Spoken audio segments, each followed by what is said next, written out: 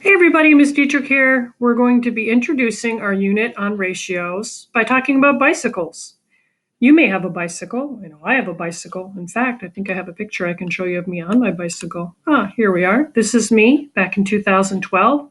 We had an event called Ride Your Bike to Work Day. This is the side of Leishakil, and maybe you recognize some other teachers there, but that's me on my bicycle. This is my twin brother, and he actually rides.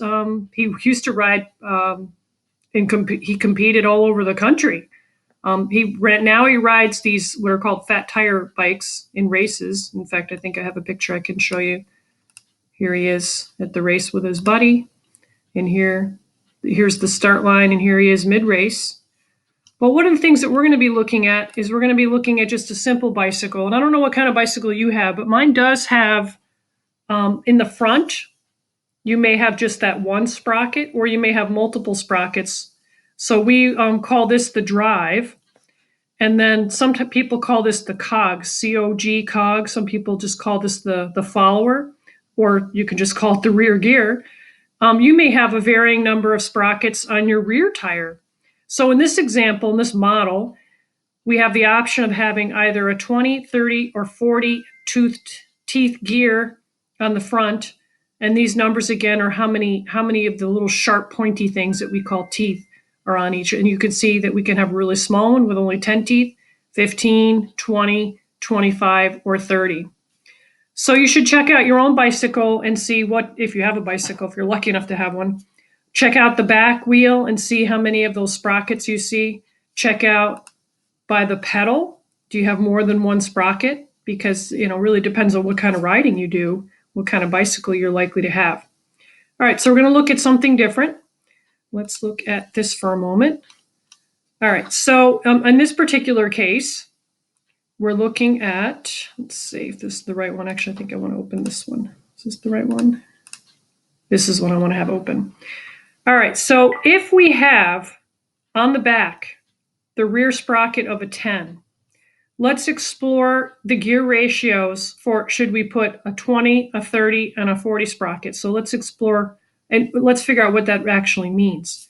So if you have a front gear of 20 and the rear gear is 10, so that's this one and this one, that's a 20 to 10 ratio. And in simplest form, we can write it like this, or we can write it like this, 20 to 10. But we always want to simplify that. And if we simplify this, we can divide by 10, and we end up getting a 2-to-1 ratio.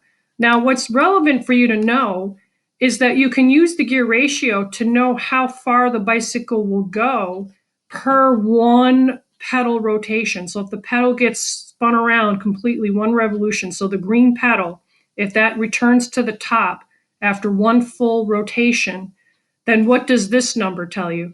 If you take this number and divide it by this number, it'll tell you how far you get. So how far would you get? You would go 2 units.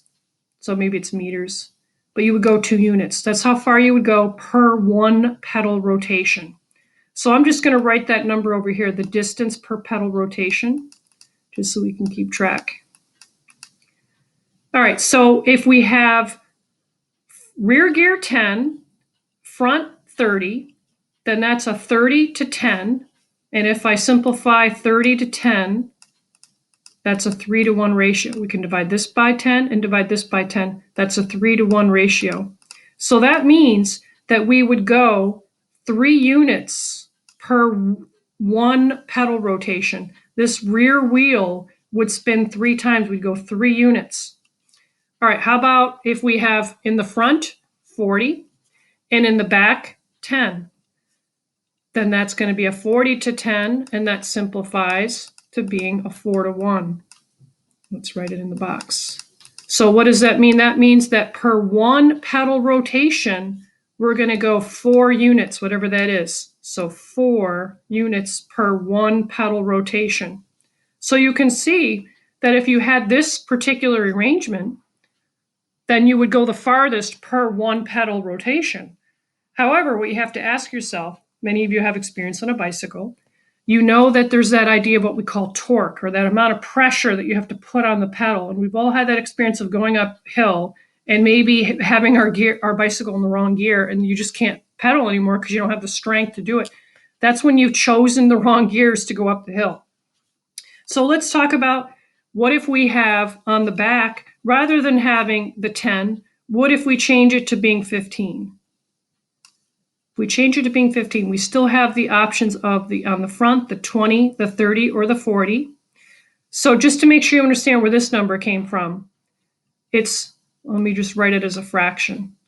We take the front gear over the rear gear, and we simplify it.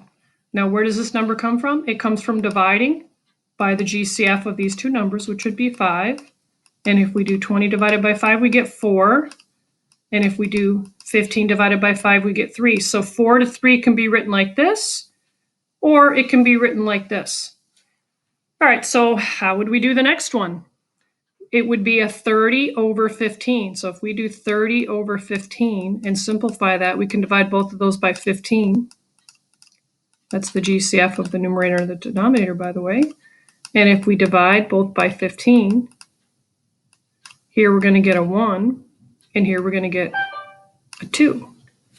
So that's a 2-to-1 ratio.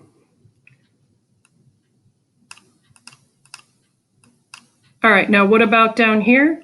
If we do 40 to 15, let's write it as a fraction.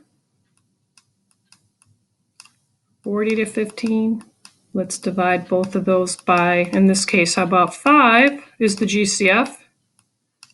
And if we do 40 divided by 5, we're going to get 8. And if we do 15 divided by 5, we will get 3. All right, so let's write that right here. Now, if we have to talk about how far you would get per pedal rotation, so let's look at this one first. You would really have to divide 4 divided by 3, numerator divided by denominator, or first number divided by second number, to get how far, what we call that distance per one pedal rotation.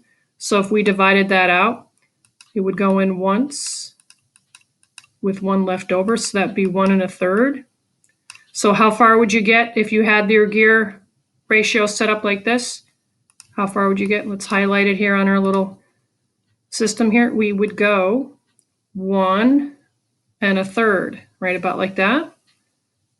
That's how far we'd go per one pedal rotation. Over here, this one, you should be able to tell that would be 2 units, because that works out evenly. But if we do 8 divided by 3, that's going to go in twice. Whoops, wrong number. With 2 left over. So you would go 2 2/3. Let's put that number over here. 2 2/3 units per one pedal rotation. So we have 1 1/3. And here this would be a 2. All right, you might notice a little bit of a pattern there. All right, so if we look at the next one, now we're talking about putting on the rear the 20. So that's this sprocket. And then we would explore all the different arrangements for the front. So if we do on the front, if we put 20 on the front, so that's this one on the front and this one on the back, it's a 1-to-1 ratio, a 1-to-1 ratio. So that means you're just going to go that 1 unit per one pedal rotation, 1 unit per pedal rotation.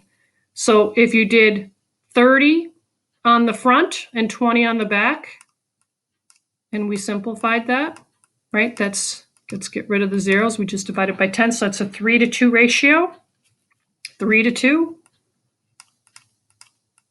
How far would we go per pedal rotation? We would do 3 divided by 2. It goes in once with 1 left over. So we would go 1 1/2 or 1.5, whatever you prefer. 1 1/2 units per one pedal rotation. For this one, it's 40 over 20. So let's clean this up a little bit. 40 over 20.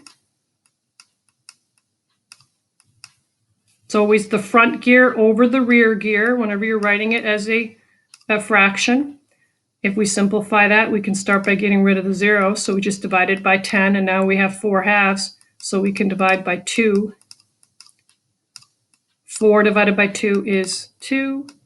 2 divided by 2 is 1. So that's a 2-to-1 ratio right here. So that means that we would, if we did 2 divided by 1, we would go 2 units per petal rotation. 2 units. All right, so there are others, right? There's the 25. So if we just, let's reflect back on how we do this again. So you take the front, that's always your numerator, and your rear gear is your denominator. So just to help you understand where this number came from, if we take the front, which was 20, and the rear, which is 25, and simplify that by dividing, in this case, by 5, we get 4/5. And 4/5, of course, can be written, we really shouldn't say it as 4/5 if we're saying ratio, because remember, a ratio always compares two things. So we should really be reading this as 4/5, and we can write it like this. All right, so it's my hope that you can do this on your own.